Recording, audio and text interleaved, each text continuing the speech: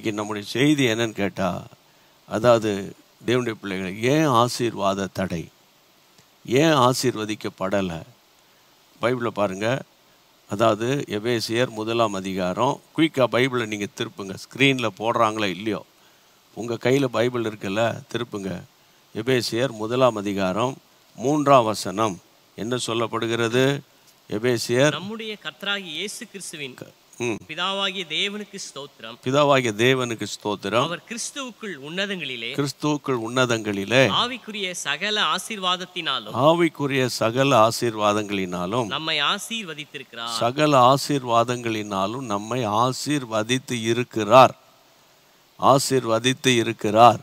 அதான் பவுல் புது உடன்படிக்கை விசுவாசிகளுக்கு, அதாவது நியூ டெஸ்ட்மென்ட் கிறிஸ்டியன்ஸுக்கு இருக்கிற ஒரு பெரிய ஒரு ஆசீர்வாதம். பழைய ஏற்பாட்டு பரிசுத்தவான்களுக்கு இல்லாத புதிய ஒரு பெரிய ஆசீர்வாதம் என்னன்னு கேட்டால், உன்னதங்களில் இருக்கிற சகல ஆசீர்வாதங்களையும் கொடுத்து நம்மை ஆசீர்வதித்திருக்கிறார். அவர் ஆசீர்வதிச்சிட்டார், ஆனால் அனுபவிக்க முடியல. ஆசீர்வதிச்சிட்டார். எப்படி நிலங்கள்லாம் இருக்குது, அதை விற்று எடுத்து பணமாக எடுத்தால் தானே பிள்ளைகளுக்கும் பேர பிள்ளைகளுக்கும் கொடுத்து எதாவது பண்ண முடியும். அதை அனுபவிக்க முடியல. ஆமாம், ஒவ்வொருத்தராக குறை சொல்லிக்கிட்டே நம்ம இருப்போம். ஆனால் நான் என்ன இன்றைக்கி உங்களோடு பேசுகிறேன், நீங்கள் ஜெபம் பண்ணி மேற்கொள்ளணும். அப்படி தான் ஜெபிச்சுட்டு இருக்கோம் ஐயா. ஆமாம், கர்த்தருடைய பிள்ளைகளை எந்தெந்த போராட்டத்துக்கு எப்படி ஜெபிக்கணுமோ அப்படி ஜெபிக்கணும். என்ன சொல்கிறீங்க? அதனால் நம்ம 50 வருஷத்துக்கு முன்னால் உங்கள் அப்பா ஜெபிச்ச மாதிரி இப்போ ஜெபிக்க முடியாது. 50 வருஷம் முன்னால் இருந்த பிரச்சனைகள்லாம் வேறு. புரியுதா உங்களுக்கு? 50 வருஷத்துக்கு முன்னால் அப்பா அம்மா வீட்டில் இருந்தால் அதை ஒரு பெரிய அதை அவங்க அந்த முதியவர் வீட்டில் இருந்தால் ஒரு பெரிய மேன்மையாக கருதுவாங்க. இப்போ முதியவர் வீட்டில் இருந்தால் எல்லோரும் இல்லை, சில கேஸில் நான் யாருக்கு சொல்லணும்னு ஏவுதல் வருதோ சொல்லிக்கிட்டே இருப்பேன். அது அவங்களுக்கு பாரமாக இருக்கும். அதான் இந்த காலம். அது ஒரு பொல்லாத ஆவி. அப்போ இந்த நாட்களில் தேவனுடைய பிள்ளைகளை அப்போ காலத்துக்கு ஏற்ற வண்ணமாக நம்ம ஜெபிக்கணும். அதுதான் ரொம்ப முக்கியம். ஆனால் ஆண்டவர் டிக்ளேர் பண்ணிட்டார் பாருங்கள். ஆதியாகமம் 1:22, தேவன் அதாவது ஆதாம் ஏவாளை உண்டாக்கி அவர்களை ஆசீர்வதித்தார். 5:2, ஆணும் பெண்ணுமாக சிருஷ்டித்து அவர்களை ஆசீர்வதித்தார். கர்த்தருடைய நாமத்தினால ஸ்தோத்திரம், கர்த்தருடைய நாமத்தினால. அதே போல் கர்த்தருடைய பிள்ளைகளை நீங்கள் ஆண்டவருக்கு மகிமை உண்டு. அப்படியே ஸ்க்ரீனில் படிங்க, அந்த வசனத்தை படிங்க. ஆண்டவருக்கு மகிமை உண்டாகட்டும். ஆணும் பெண்ணுமாக சிருஷ்டித்து அவர்களை ஆசீர்வதித்து அந்நாளில் அவர்களுக்கு மனுஷர் என்று பெயரிட்டார். ஆண்டவர் தோத்திரம். எபிரேயர் 11ஆம் அதிகாரம் 20ஆம் வசனத்தில் விசுவாசத்தினால ஈசாக்கு தன்னுடைய பிள்ளைகளாகிய யாக்கோபையும் ஏசாவையும் ஆசீர்வதித்தான். இப்படியே ஒவ்வொன்றே சொல்லிகிட்டே போவேன். என்னாகமம் 24:24 இஸ்ரவேலை ஆசீர்வதிப்பது கர்த்தருக்கு பிரியம். இதெல்லாம் உங்களுக்கு தெரியும், எனக்கு தெரியும். என் பாரம் என்ன, என் பிரச்சனை என்னன்னா, ஏன் என் ஜனங்கள் ஆசீர்வதிக்கப்படலை, ஏன் என் மக்கள் ஆசீர்வதிக்கப்படலை? அதுதான் இன்றைக்கி ரொம்ப முக்கியமான ஒரு காரியம். ஏன் நம்ம ஆட்கள் ஆசீர்வதிக்கப்படாமல் இருக்கிறாங்க என்பது, 1 கைகளில் சுத்தம், 2வது இருதயத்தில் மாசு இல்லாத தன்மை, 3வது ஆத்துமாவை மாயைக்கு ஒப்புக்கூடாத வாழ்க்கை. அப்படி இருந்தால் அவன் கர்த்தரால் ஆசீர்வதிக்கப்படுவான். சங்கீதம் 24:5. சரியா? அப்போ இன்றைக்கி நான் ஒரு சின்ன காரியத்தை மாத்திரம் உங்கள் சிந்தைக்கு நான் கொண்டு வரேன். நியாயாதிபதிகளின் புத்தகத்தில் நீங்கள் வாசிக்க வேண்டிய வசனம் என்னன்னு கேட்டால், தேவனுடைய பிள்ளைகளை, நியாயாதிபதிகள் நீங்கள் 6ஆம் அதிகாரத்திற்கு வேதத்தை திருப்பிக் கொள்ளுங்கள். நியாயாதிபதிகளின் புத்தகம் 6ஆம் அதிகாரம். இஸ்ரவேல் மக்களுக்கு வந்த வேதனை. இன்றைக்கி நீங்களும் நானும் சரீர பிரகாரமான இஸ்ரவேலர் கிடையாது. இயேசுவை ஏற்றுக்கொண்ட ஒவ்வொருவரும் ஆவிக்குரிய இஸ்ரவேலர்கள். சரியா? ஆபிரகாமின் சந்ததியில் வந்தவர்கள். என்ன சொல்கிறது? அப்போது நம்ம ஆசீர்வாதத்துக்கு பாத்திரவான்கள். அதில் நீங்கள் கொஞ்சம் கூட விட்டு கொடுக்காதீங்க. நீங்கள் ஆசீர்வாதத்துக்கு தகுதியானவர்கள், ஆசீர்வாதத்துக்கு பாத்திரவான்கள். ஆனால் தேவனுடைய ஆசீர்வதிக்கப்பட வேண்டிய இஸ்ரவேல் மக்களை குறித்து பைபிளில் நம்ம வாசிக்கிறோம். என்னன்னு கேட்டால், கர்த்தருடைய பிள்ளைகளை, இஸ்ரவேல் ஜனங்கள் ஆறாம் அதிகாரம் 6ஆம் வசனத்தில் 6ஆம் அதிகாரம் நியாயாதிபதிகள் 6:6 இப்படி மீதியானியராலே இஸ்ரவேல் மிகவும் சிறுமைப்பட்டார்கள். அப்பொழுது இஸ்ரவேல் புத்திரர் கர்த்தரை நோக்கி முறையிட்டார்கள். நல்லா கவனிக்கணும், மீதியானியராலே சிறுமைப்படுத்தப்பட்டார்கள். அப்போ பழைய ஏற்பாட்டு காலத்தில் தேவனுடைய ஆசீர்வாதத்தை, பழைய ஏற்பாட்டு காலங்களில் தேவனுடைய ஆசீர்வாதத்தை தேவ ஜனங்கள் அனுபவிக்க முடியாதபடி அவர்களோடு எதிர்த்து போராடுகிற ஒரு சந்ததி மீதியானிய சந்ததி. அந்த இன்னொரு வார்த்தை சொன்னால் மீதியானிய ஆவி.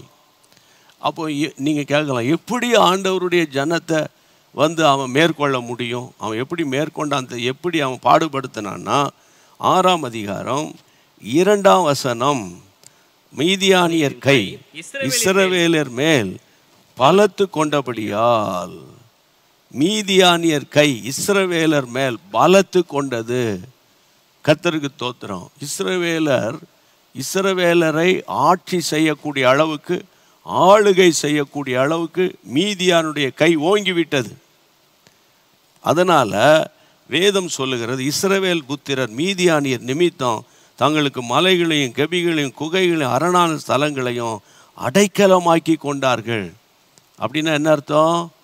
அதாவது இந்த சத்துரு மீதியானியர் இஸ்ரவேலரை ஆளுகை செய்யும்போது, ஆட்சி செய்யும்போது இஸ்ரவேல் ஜனங்கள் தங்கள் ஸ்தானத்தை நழுவ விட்டுட்டாங்க, தங்கள் பொசிஷனை மிஸ் பண்ணிட்டாங்க, தங்களுடைய ஆசீர்வாதத்தை அவங்க இழந்துட்டாங்க.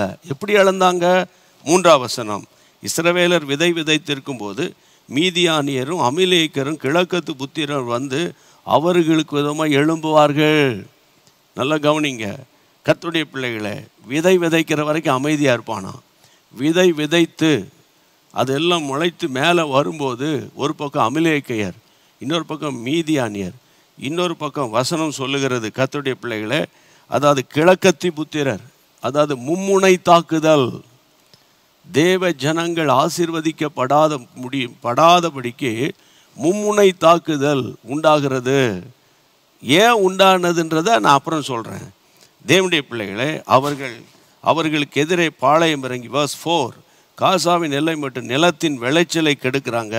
இஸ்ரவேலின் ஆகாரத்தையால் ஆடு மாடுகள் கழுத ஒன்றையும் வைக்காமல் போவார்கள். அவர்கள் மிருக ஜீவன்களோடும் தங்கள் கூடாரங்களில் வெட்டுக்கிளிகளைப் போல திரளாய் வருவார்கள். அவர்கள் ஒட்டகங்களும் எண்ணி முடியாமல் இருக்கும்.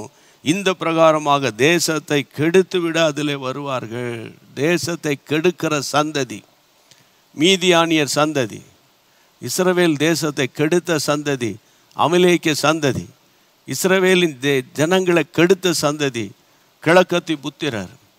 நீங்கள் இப்போ சொல்கிறீங்க, எங்கள் தாத்தா காலத்தில் நல்ல வசதி வாய்ப்போடு இருந்தோம், எங்கள் அப்பா காலத்தில் கூட பரவாயில்ல, இன்னைக்கு ஒரே கடன், எங்கள் அப்பா சொத்தை தான் அன்றைக்கி வச்சு அனுபவிச்சுட்டு இருக்குமே தவிர எங்களால் ஒரு புதிய காரியத்தை, ஒரு திருப்பு முனையை உண்டாக்கினோம் என்று சொல்வதுக்கு இல்லை.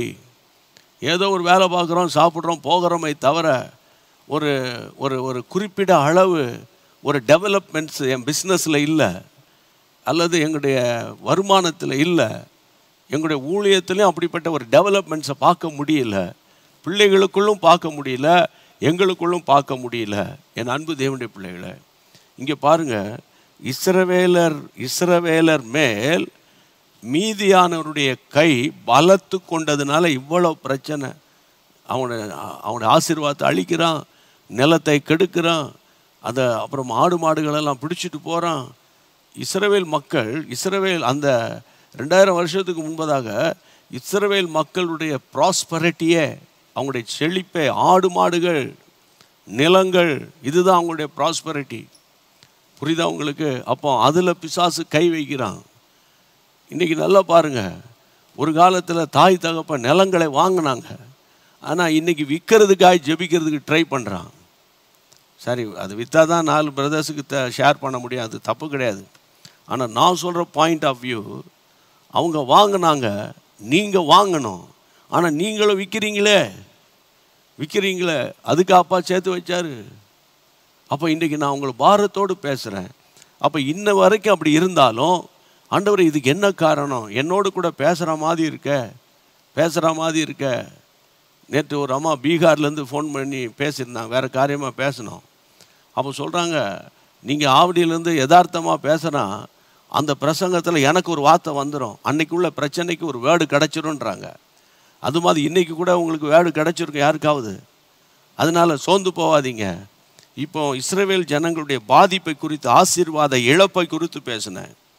அப்போ தான் தேவனி நான் யோசித்தேன், ஏன் ஆண்டவர் இந்த இழப்பு, ஏன் ஆண்டவர் ஆசீர்வாதத்தை தக்க வைக்க முடியல, ஏன் ஆண்டவர் நல்லதானே ஜெபம் பண்ணுறான், நல்லதான் சர்ச்சுக்கு போகிறோம், நல்லதாக ஒர்ஷிப் பண்ணுறோம், நான் குடும்பமாக சர்ச்சுக்கு போகிறோம், குடும்பமாக வந்துட்டு 10 மணிக்கு மேலே அட்டகாசம் பண்ணுறோம், அதெல்லாம் நீங்கள் கண்டுக்காதீங்க ஆண்டவரே, காலையில் மட்டும் அப்படி போயிட்டு வந்துடுவோம். நல்லா கவனிக்கணும் பிரியமானவர்களே. 6ஆம் அதிகாரம், நியாயாதிபதிகள் 6ஆம் அதிகாரம் 1 வசனம். பின்னும் இஸ்ரவேல் புத்திரர் கர்த்தரின் பார்வைக்கு பொல்லாப்பானதை செய்தார்கள். கர்த்தரின் பார்வைக்கு பொல்லாப்பானதை செய்தார்கள். அப்பொழுது கர்த்தர் அவர்களை 7 வருஷம் மீதியானின் கையில் ஒப்பு கொடுத்தார். இதுதான் பாயிண்ட். சாதாரணமாய் சத்துரு உள்ளே நுழைய முடியாது. சத்துருக்கு ஏதாயில் ஒரு நுழைவாயில் இருந்தால்தான் உள்ள நுழைய முடியும். அன்பு தேவனுடைய பிள்ளைகளே, இதை நான் கொஞ்சம் யோசித்து பார்க்க ஆரம்பித்தேன். இஸ்ரவேல் புத்திரர் கர்த்தரின் பார்வைக்கு பொல்லாப்பானதை செய்தார்கள் அப்படின்னு இருக்குது.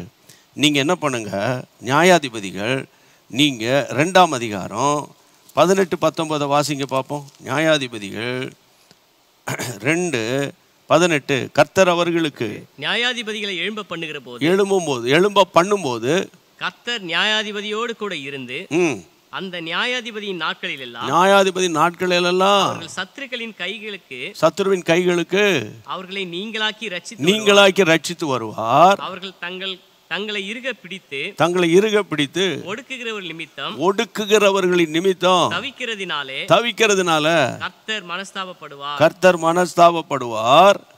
நியாயாதிபதி மரணமடைந்த உடனே அந்த நியாயாதிபதி மறைச்சிட்டானா உடனே அவர்கள் திரும்பி அந்நிய தேவர்களை பின்பற்றவும் சேவிக்கவும் பணிந்து கொள்ளவும் பிதாக்களை பார்க்கிலும் கேடாய் நடந்து தங்கள் கித்தியங்களை எல்லாம் தங்கள் முரட்டாட்டமான வழியையும் விடாதிருப்பார்கள். நல்லா கவனிச்சிங்களா? பார்த்தீங்களா?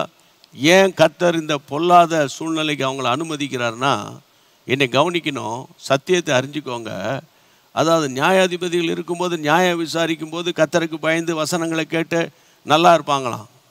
ஆனால் நியாயாதிபதி மறைச்சிட்டான்னு வைங்க, அந்த லீடர்ஷிப்பு இல்லைன்னு வைங்க, தலைமைத்துவம் இல்லைன்னு வைங்க, ஆளுக்கு பெருந்தனம் பண்ணுறதுன்றாங்களே, தலைக்கு தலை பெருந்தனம்னுவாங்க சென்னையில். புரியுதா உங்களுக்கு? ஆளுக்கு கொஞ்சம் 4 வார்த்தை இங்கிலீஷ் பேச தெரியும், ஏதோ +2 பாஸ் ஆகிருப்பான்னு வச்சுங்க, அதுக்கு அவன் வர்றது பார்த்தீங்கன்னா, புரியுதா உங்களுக்கு? கொஞ்சம் ஏதோ ஒரு டெவலப்மெண்ட், ஏதோ ஒரு MBA படிச்சிருப்பான், அல்ல ஹெச்ஆராக இருப்பான், அவன் அப்பாவை கேட்குற கேள்வி, பாஸ்டர்ஸை கேட்குற கேள்வி, அது எங்கே போட்டிருக்கு, இது எங்கே போட்டிருக்கு. கர்த்தருடைய பிள்ளைகளை லவ் பண்ணலாமா இல்லையா? அப்போ ஒருத்தன் கேட்குறான்னா என்ன அர்த்தம்னா, அவனுக்கு அந்த புத்தி வருதுன்னு அர்த்தம். புரியுதா உங்களுக்கு? ஸ்மோக் பண்ணக்கூடாது பைபிளில் இருக்கான்னு கேட்பான். அப்படின்னா என்ன அர்த்தம்னா, அவன் நான் ஸ்மோக் பண்ண போகிறேன் அப்படின்வான். நான் சொல்கிறது புரியுதா உங்களுக்கு? துன்மார்க்கரோட நீ உனக்கு சவகாசம் இல்லடான் இருக்குது. இல்லை கர்த்தருடைய பிள்ளைகளை, பரியாசக்காரர் உட்காரும் இடத்துல நீ என்ன செய்யாத, உட்காராதான் இருக்கு. அதை வாசித்துக்கிட்டு சினிமா பார்க்குற தப்பான்னு கேட்பான். அதெல்லாம் அந்த காலம் கேட்பானுங்க. இப்போ தான் மீட்டிங்கில் சினிமா பாட்டே பாடுறாங்களா சர்ச்சில், அது வேறு விஷயம். அந்த சப்ஜெக்டுக்குள்ளே நான் போகல. என் அன்பு தேவனுடைய பிள்ளைகளே, இந்த நாட்களில் அதாவது ஒரு நடத்தக்கூடிய ஒரு நபர் கீழே இருந்தால் ஒழுங்காக இருக்கானா, அந்த நடத்துகிற நபர் இந்த உலக ஓட்டத்தை முடித்தோடனே ஆளுக்கு திரியிறான்களாம். அதனால தேவ பயம் இல்லாமல் போகும்போது, தெய்வீகம் இல்லாமல் போகும்போது, அங்கு சத்துரு அந்த இடத்தை பார்த்து கரெக்டாக உள்ள நுழையிறான். தேவனுடைய பிள்ளைகளை, 5ஆம் அதிகாரத்தில் அந்த தெபோரா பாட்டு பாடி, பாராக்கு தெபோரா பாட்டு பாடி கர்த்தரை ஆராதிப்பாங்க. கடைசி வசனம் வாசிங்க, 5:31. கர்த்தாவே உம்மை பகைக்கிறவர் யாவரும் இப்படியே அழிய கடவர்கள், அவரை அன்பு கூறுகிறோ வல்லமையோடே உதிக்கிற சூரியனை போல இருக்க கடவர்கள் என்று பாடினார்கள். பின்பு நாடு தேசம் 40 வருஷம் அமைதலா இருந்தது. 40 years அங்க ஒரு பெரிய அமைதி இருக்குது, சமாதானம் இருக்குது. 40 வருஷம் தெபோராளின் காலத்தில் 40 வருஷம் நல்லா இருந்துச்சு, அமைதியாக இருந்துச்சு. ஆனால் 40 இயர்ஸுக்கு பிறகு திரும்ப புத்தி வருது. அதனால தான் நான் அடிக்கடி பேசுவேன், ஆசீர்வாதத்தை மாத்திரம் நம்ம ஃபோக்கஸ் பண்ணக்கூடாது, ஜெயமுள்ள வாழ்க்கையை ஃபோக்கஸ் பண்ணணும். ஆசீர்வாதம் சொல்லி ஆசீர்வாதத்தை மாத்திரம் வாங்கிக்கிட்டு கை நிறைய பணம், வேலை, சம்பாத்தியம், உல்லாசமான வாழ்க்கை வந்த உடனே ஆண்டவரை பார்த்து சொல்லுவோம், lord I have no time to come and meet you அப்படி இப்படின்வான். புரியுதா உங்களுக்கு? ஆனால் அங்கே போய் பர்த்டே பார்ட்டி என்ன, வீக்கெண்டு டான்ஸ் என்ன, குடி என்ன, வேசித்தனம் என்ன, விபச்சாரம் என்ன, இதெல்லாம் உள்ளே வந்த உடனே பாருங்க, அங்கே ஏதாவது வியாதி வந்தோன்னா திரும்ப ஜெபிங்க பிரதர், ஜெபிங்க பிரதர், ஜெபிங்க பிரதர், அப்போ அப்படி இப்படி திரும்பி போராடுறது, திரும்ப கர்த்தர் உதவி செய்வார். இப்படியே வாழ்க்கை போய்கொண்டு இருக்கிறது, வாழ்க்கை போய்கொண்டு. அதனால தான் ஆசீர்வாதத்தை இஸ்ரவேல் ஜனங்க தக்க வைக்க முடியாமல் மிஸ் பண்ணிட்டாங்க. 1 வருஷம் 2 வருஷம் இல்லை. 6ஆம் அதிகாரம் 1 வசனத்தை நீங்கள் பார்க்கும்போது 7 வருஷம் வேதனை. இந்த செய்தியை கேட்கிற நீங்கள் எத்தனை வருஷம் வேதனை அனுபவிச்சிங்கன்னு எனக்கு தெரியாது. ஆனால் இன்றைக்கு கர்த்தர் ஒரு வழியை உங்களுக்கு திறக்க விரும்புகிறார். ஆமேன், திறக்க விரும்புகிறார். போராட்டத்தை கண்டு சோர்ந்து போயிடாதீங்க. தவறுகளை ஆண்டவர் சுட்டி காட்டும் போது ஒப்பு கொடுத்து மீண்டும் ஆண்டவரோட நம்ம ஒப்புரவாயிரணும். ஆமேன் சொல்லுங்க. ஜெபிக்கலாமா? கைகளை உயர்த்தி ஜெபிக்கலாமா? இயேசுவின் நாமத்தினால பாரத்தோடு நம்ம ஜெபிக்க போகிறோம். இன்னைக்கு பாரத்தோடு ஜெபிக்க போகிறோம். இயேசுவின் நாமத்தினால ஆண்டவரே, ஆசீர்வாத தடையை கொண்டு வந்த மீதியானி ஆவி, அமலேக்கு ஆவி, கிழக்கத்தி புத்திரருடைய கிரியைகளை அழித்து ஆண்டவரே, நான் என்னென்னலாம் கடந்த நாட்களை இழந்து போனேனோ அதையெல்லாம் திரும்ப நான் பெற்றுக்கொள்ளும்படி என் ஆண்டவரை நோக்கி நான் முறையிடுகிறேன். என் ஆண்டவரை நோக்கி நான் முறையிடுகிறேன். ஆமேன். அறியாமையின் காலங்களை தேவன் காணாதவர் போல இருந்து மறுபடியும் நாங்களும் பக்கமாய் திரும்புகிறோம். ஆமேன். எங்களுடைய பழைய வாழ்க்கையை தூர தூக்கி போடுகிறோம். ஆமாப்பா, ஜெயம் கொள்ளுகிற ஒரு வாழ்க்கைக்குள்ள என்னை கொண்டு வாங்க. ஜெய ஜீவியத்துக்கு என்னை கொண்டாங்க. எல்லா ரகசிய குடி, ரகசிய போதை, கஞ்சா, ஆண்டவரே, தவறான உறவுகள், இன்ஸ்டாகிராமில் இன்னைக்கு பரிசுத்தாவில் ஏவப்பட்டு சொல்றேன், நீ இன்ஸ்டாகிராமில் தவறான உறவில் இருந்து வெளியே வந்துரு. கர்த்தர் உனக்கு இரக்கம் பாராட்டுவார். ஷபாரா லீக்கு சோக்குல் மைக்கேல் மாரா ஹாந்தாரா. இந்த நாளில் ஆண்டவரே, என் ஜனங்களுக்காக திறப்பிலே நாங்கள் நிற்கிறோம். என் ஜனங்களுக்காக நாங்கள் வழக்காடுகிறோம். எங்கள் ஜனங்களுக்காக அப்பா ஒப்பு கொடுக்கிறோம். நாங்கள் அர்ப்பணித்து ஜெபிக்கிறோம். நாங்கள் போதுமான அளவு ஜெபிக்கலையப்பா. போதுமான அளவு எங்கள் பிள்ளைகளுக்காக ஜெபிக்கலையப்பா. எங்கள் சபைகளுக்காக போதுமான அளவு ஜெபிக்கலையப்பா. நாங்கள் ஒப்பு கொடுத்து ஜெபிக்கிறோம்ப்பா. மீதியானியர் சபைக்குள்ள வருகிறானே ஆண்டவரே, அம்மோனியர் வருகிறானே, அமலேக்கர் வருகிறானே ஆண்டவரே, எங்கள் சபையை பாதுகாக்கணுமே, சபைகளை பாதுகாக்கணுமே. ஆமா ஆண்டவரே, வழக்குக்கும் வாதுக்கும் இது காலம் இல்லையே ஆண்டவரே. ஒப்பு கொடுத்து ஜெபிக்கிறோம் எங்கள் பிள்ளைகளுக்காக. ஹல்லேலூயா, ஹல்லேலூயா. பிள்ளைகளுக்காக பாரத்தோடு ஜெபிக்கிறோம் இயேசுவின் நாமத்தினால. எல்லா விதமான எதிர்மறையான கிரியைகளை நாங்க பயன் பண்ணி ஜெபிக்கிறோம். நாமத்தை நீர் மகிமைப்படுத்தணும்ப்பா. ஆமென். கர்த்தருக்கு மகிமை உண்டாகட்டும். இஸ்ரவேல் ஜனங்கள் நியாயாதிபதிகள் 6ஆம் அதிகாரம் 6-7 ஆண்டவர் 7 வசனத்தின்படி மறுபடியும் கர்த்தர் பக்கமாய் திருப்பினதுனால ஒரு கிதியோனை எழுப்பிலியா, ஒரு கிதியோனை எழுப்பினீரே. மறுபடியும் இஸ்ரவேல் ஜனங்களை விடுதலை ஆக்கினீரே. உம்முடைய பிள்ளைகளுக்குள்ளே ஒரு சரியான ஒரு ஆசீர்வாதத்தின் ஊற்று உண்டாவதாக. ஆகாருக்கு வனாந்தரத்தில் ஒரு ஊற்றை உண்டாக்கின தேவனே, உங்களுடைய பிள்ளைகளுக்கு ஒரு ஊற்றை உண்டாக்குங்க. பாரத்தோடு நான் ஜெபிக்கிறேன். வியாதி உள்ளவருடைய கரங்களில் பாடியில கை வைங்க. ஆமா, எந்த இடத்துல வியாதி இருக்காங்க கை வைங்க. ஒரு ஆஸ்பத்திரியிலிருந்து நீங்க கேட்டுக்கொண்டிருக்கலாம், அல்லது வார்டில் இருந்து கேட்டுக்கிட்டு இருக்கலாம், அந்த இடத்துல கை வைங்க. எல்லா விதமான தொற்று நோயிலிருந்தும் கர்த்தர் ஜனங்களை விடுதலை ஆக்குங்க. எல்லா விதமான பலவீனங்கள் இது மாறட்டும். கடன் பிரச்சனை நீங்கட்டும். வீட்டுக்குள்ள இருக்கிற சமாதான குறைவுகள் மாறட்டும். அப்பா, தங்கள் தாயை இழந்த பிள்ளைங்க, தகப்பனை இழந்த பிள்ளைங்களுக்கு அற்புதம் செய்யும். ஆமாப்பா, ஊழியக்காரனுடைய குடும்பங்களை பாதுகாத்து கொள்ளுங்க. மிஷினரிகளின் குடும்பங்களை பாதுகாத்து கொள்ளுங்க.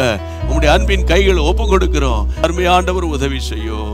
அப்ரோஜனமான ஊழியர்கள் அப்பா, கடமை மட்டும் செய்யறோம்ப்பா. உமக்கு ஒருவருக்கே மகிமை உண்டாகட்டும்ப்பா. உங்களுடைய நாமம் மட்டும் மகிமைப்படட்டும். Thank you Lord. உமக்கு ஸ்தோத்திரம். பிரியமானவர்களே, நம்மால் முடிஞ்சதை நம்ம செய்கிறோம். மிச்சத்தை கர்த்தர் பார்த்து கொள்வார். நீங்கள் எனக்கு, நம்ம டீமுக்கு, ஜேஎம்எம்க்கு செய்ய வேண்டிய ஒன்றே ஒன்று தான். கையை உயர்த்தி ஸ்தோத்திரம் பண்ணுங்க. எங்களை நினச்சி காலையில் எழும்புனோன்னு ஸ்தோத்திரம் பண்ணுங்க. நைட்டு படுக்கும்போது கையை உயர்த்தி ஸ்தோத்திரம் பண்ணுங்க. சரியா? அந்த ஸ்தோத்திரம் தான் ஒரு பெரிய கிருபையை கொண்டு வரும். வேற ஒன்று நான் உங்கள்கிட்ட கேட்கல. தேவை மிகுந்த நாடு, தேவை மிகுந்த தேசம், ஒரு எழுப்புதலை பார்க்கணும்.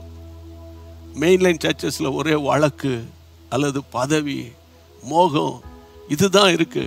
அவங்களுக்காக நம்ம போராடணும். ஒரு மாற்றம் வரணும். குடும்பங்களில் மாற்றம் வரணும். குடும்பங்களில் மாற்றம் வரணும். ஊழியங்களிலே ஒரு எழுப்புதல் வரணும். தொடர்ந்து ஜெபிப்போம். இம்மட்டும் நடத்தின கர்த்தர் இனிமேல் நடத்துவார். கர்த்தருக்கு மகிமை உண்டாவதாக. எல்லாரும் சேர்ந்து சொல்லிடுவோம். என் ஆத்துமாவே கர்த்தரை ஸ்தோத்திரி, என் முழுவதுமே பரிசுத்த நாமத்தை ஸ்தோத்திரி. என் ஆத்துமாவே கர்த்தரை ஸ்தோத்திரி. கர்த்தர் செய்த சகல உபகாரங்களை மறவாதே. ஆமென்.